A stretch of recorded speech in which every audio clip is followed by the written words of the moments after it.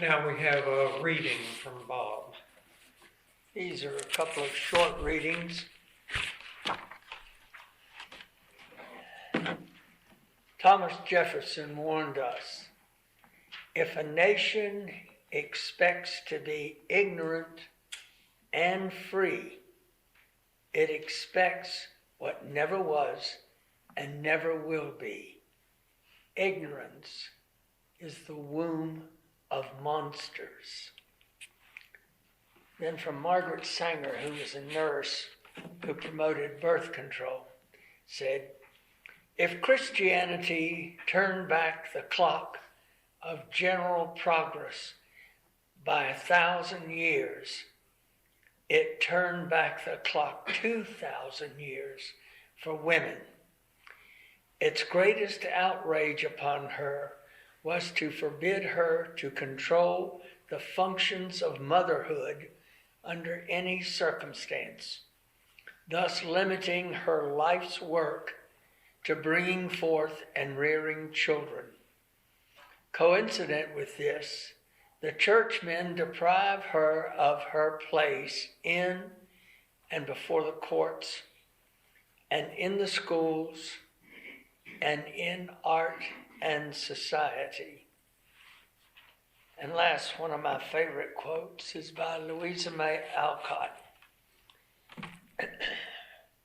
Man will not be free until the last king is strangled with the entrails of the last priest.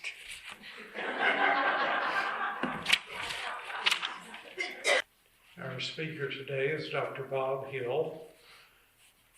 Bob was a practicing clinical psychologist for over 30 years. Prior to that, he was a public school teacher and owned and operated an advertising agency in Richmond. Bob has been a Unitarian for over 50 years. Pertinent to today's topic, Bob has been a member of the National Organization for Women for 45 years. And the title of his topic is The War on Women. Bob?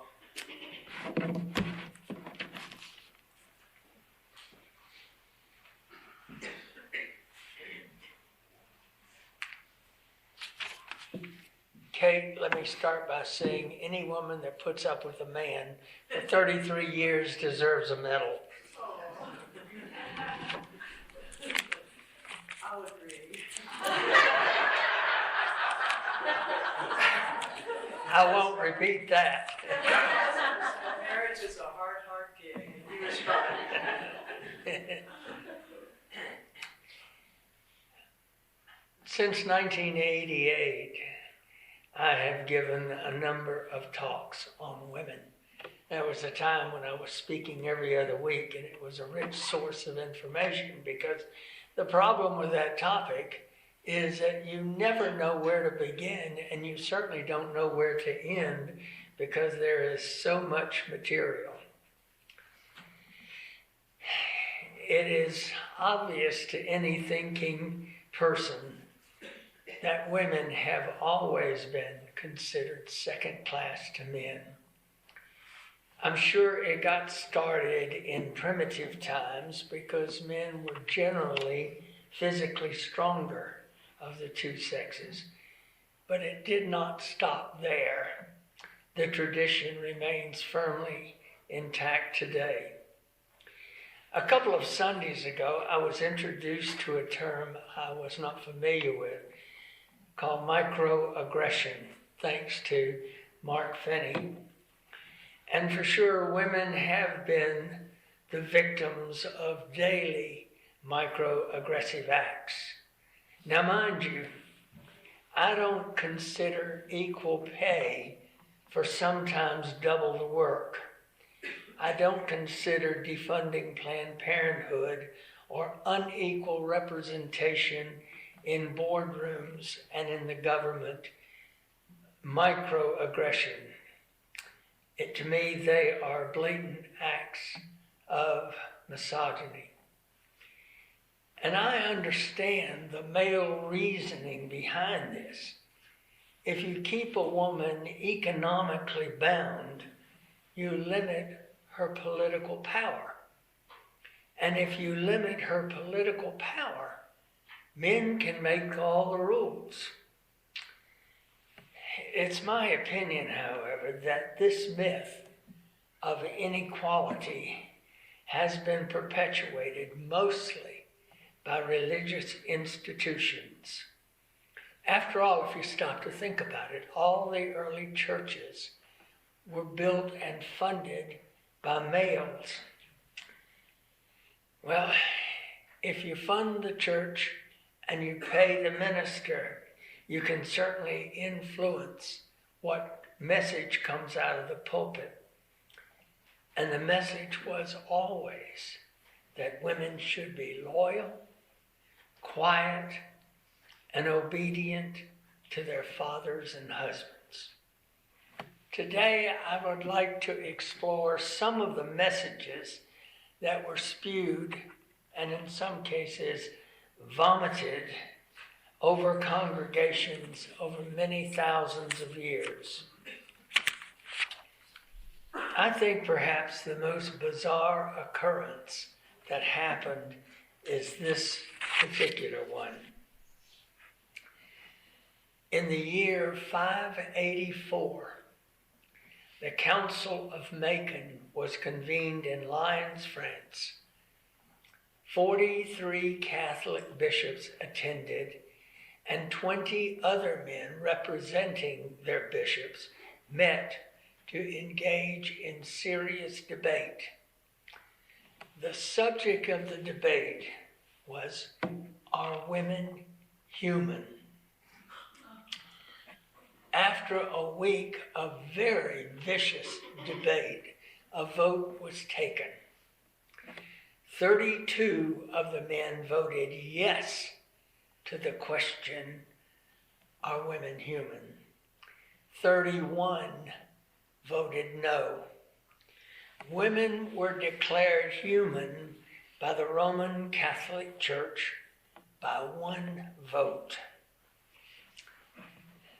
The history of women in revealed religions is more a history of abuse by half-witted, ignorant, and warped men who have acted as if they had frontal lobotomies. Church fathers have engaged in the worst form of abuse, and that abuse is dehumanizing. After all, if you think about human beings, we don't kill or maim or enslave or abuse anyone until we can dehumanize them. Then it's okay because they're not as good as we are. So what do? We make people of color niggers so we can arrest their economic and educational development. We call Jews Heimies. We make Japanese, Vietnamese, and Chinese gooks and slopes so we can kill them. We make Germans Krauts, Mexicans Beaners, and just about every other race we can find some derogatory comment about it. As far as women, we call them chicks, bitches, wenches, broads, skirts, and a lot of names I'm not going to mention from up here. We make them less human so we can enslave them, murder them, use them, abuse them, and generally just kick them around. Tertullian, who is often referred to as the founder of Western theology, had this to say, and I quote, "Woman is a temple built over a sewer, the gateway to the devil. Women are the gate of hell." St. Clemens of Alexandria, in 96 of the Current Age, wrote, quote, "Every woman should be overwhelmed with shame at the thought that she is a woman." St. John Chrysostom had this to say, and this was about 400 AD. He said, quote, "Among all savage beasts, none is so bestial as woman. In making women useful to the common cause of men, they use them as a resource." St. Augustine said, "Any woman who does not give birth to as many, to as many children as she is capable of is guilty of murder." Close quote. It was a woman's job to make little soldiers for Christ. I'm sure every pro-lifer loved this guy.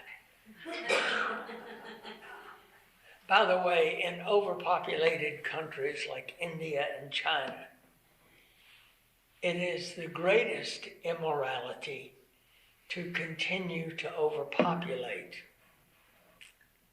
Martin Luther, the leader of the Protestant Reformation, had this to say, and I quote, "Woman should stay at home, sit still, keep house, and bear children. If a woman grows weary and dies from childbearing, it does not matter. Let her die childbearing. That is all she is here for." Close quote. And dear John Wesley of Methodist fame, in a letter to his wife, wrote the following words: "Wife, be content to be insignificant. Of what loss would it be to God or man if you had never been born?" Close quote. Old John Knox, the Presbyterian, boldly stated, quote, "Woman was made to serve and obey man." Close quote. Remember that, Jane.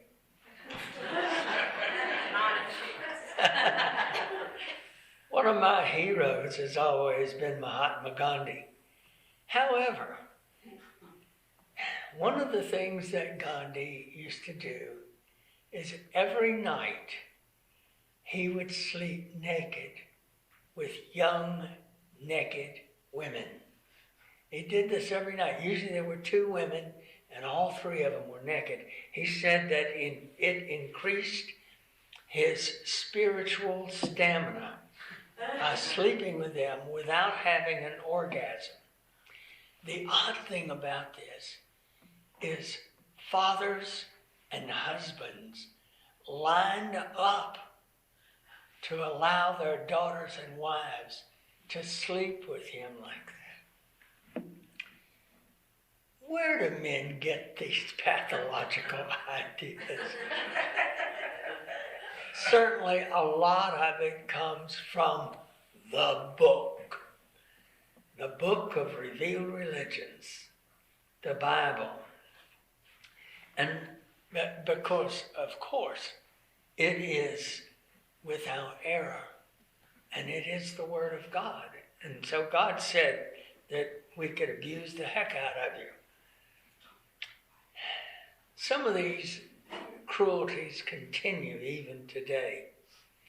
Obviously, most of these people wrote this, never gave a thought to, or perhaps even read Thomas Jefferson's statement that these sacred scriptures are the writings of ignorant and bigoted men. Both the Old Testament and the New Testament are loaded with outrageous abuses, and I'll just give you a couple. Corinthians 14 states that wives should regard their husbands as they regard God. Corinthians 11, man is the image and glory of God. but woman is the glory of man. Women were created for men. It's not only that women have been physically controlled, but they have been abused and manipulated by guilt.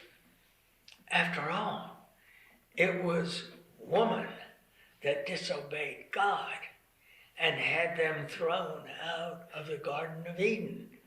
Terrible person. Pointing out these weaknesses is pretty easy if you just look at the literature. As I said, at one point in time I was speaking every other week in this church, and so I gave a lot of talks on women because there was so much material. I didn't have to work so hard to find it. The interesting thing is that's not just ancient stuff. Listen to what the Reverend Charles Sledd, a Presbyterian minister, had to say. He wrote a little book for his son titled Letter on How to Treat Women. Quote, "Women are simple souls who like simple things. Our family Airedale will come clear across the yard just for a pat on the head. Wives are like that, son.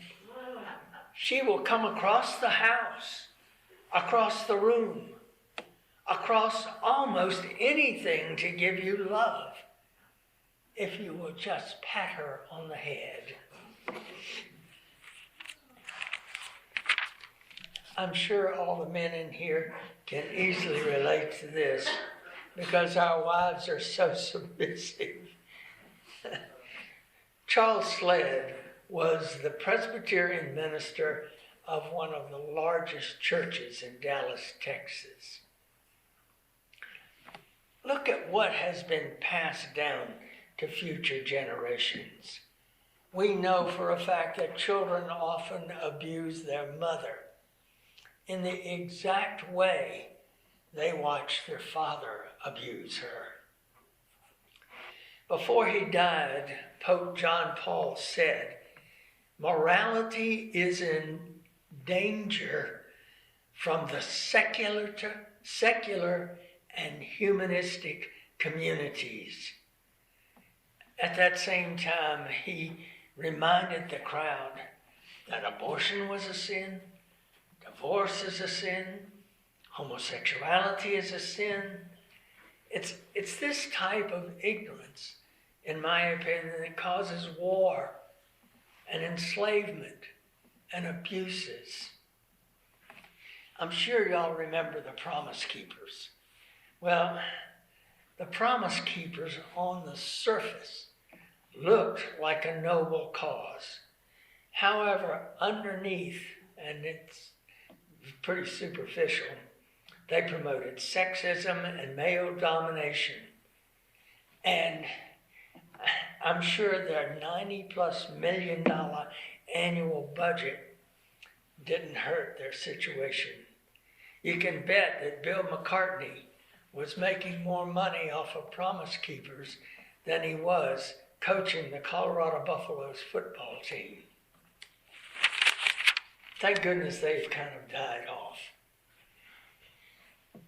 In the witch hunts around the time of 1484, historians estimate that Christian men executed over 6 million women in the most brutal and horrible ways. Now, we know now that killing witches was the church's largest cash crop, because when they executed a witch, they would get to take all of her possessions to the 4th generation. So if my great-grandmother was executed as a witch, anything that I had could be taken from me because she was a witch. Even today, many Episcopal bishops complain that no woman should be ordained. It is not biblical. Jesus was a man. Fundamentalist churches still preach that wives are second-class citizens and subservient to their husbands. The degradation of women still persists in most of the revealed denominations, with their male-run churches, their male ministers, and certainly the male husbands keeping their wife in their place. To me, this is the greatest crime in history. It is also one of the most vivid examples of what I would classify as tainted greatness. Look at what Gandhi did. A great man, but tainted by what he was doing with young girls. It's interesting, we get angry at Wagner for his compositions for Hitler, pointing out such blatant anti-Semitism. We point the finger at T.S. Eliot for his anti-Semitism, but we seem to forgive the great men of religion preaching the hatred that they do towards women. It's my sense of justice that I want to strike back at men, making me want to ask, are men human if they do these things to women? But I guess it's my spirituality that makes us stop and reflect and turn course. Are women human? Of course they are. In so many instances, far more humane than men. Are men human? Of course.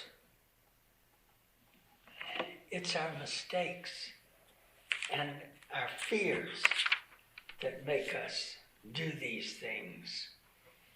After all, I am part woman.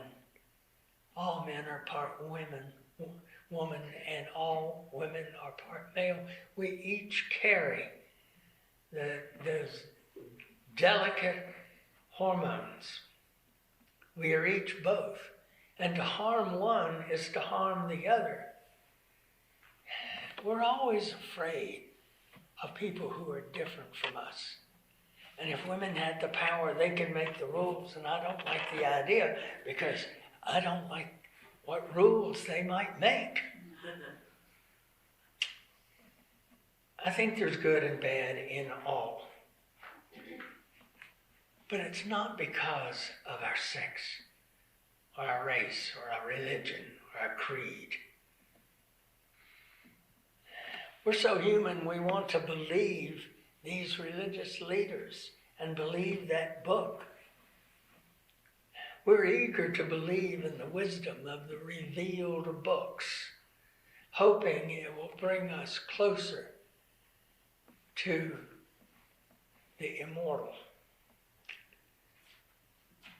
forgetting that we already have that inside of each of us.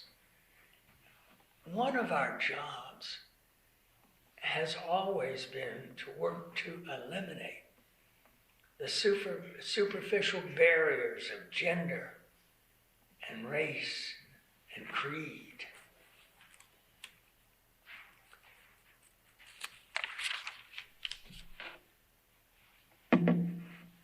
There was a time when there was a matriarchal society, and men were not particularly fond of that. The fundamentalist myth of women being less than adequate, as prescribed by the revealed religions, holds women trapped in inadequacy and inferiority. But any time you hold someone trapped, the person holding them is also trapped. It's our fears that separate us and isolate us from each other. It is our fears that makes us less human, not our gender. Thank you.